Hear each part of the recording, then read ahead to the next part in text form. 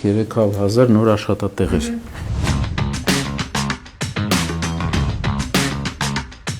Սա ամենադժվար քայլն է բոլոր 5 քայլերի մեջ։ Ամենադժվարն է, որովհետև պահանջում է հիմնական աշխատանք պետական ապարատի։ Մենք 300,000 աշխատատեղի մեջ վանաձորցիների համար քիմիական քաղաք այդ հասկացողությունը հետ կվերադասի, որտեղ մենք շատ խոշոր պաշարներ ունենք ամբողջ տարածքով մեկ։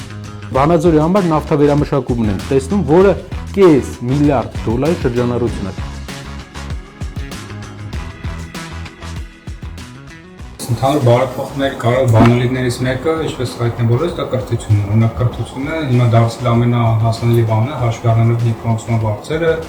որոնք համեմատաբար ասեմ միջին աշխատավարձի մի քանի անգամ գերակայում։ Այլ այս ուղղությամբ ինչ աշխատանք կարելի է տնել, որ ասենք կրթությունը ավելի հասանելի։ Մենք պետք է ուղղորդումը տանք այն ոլորտներին, որը արդյունք է ստեղծում տնտեսական։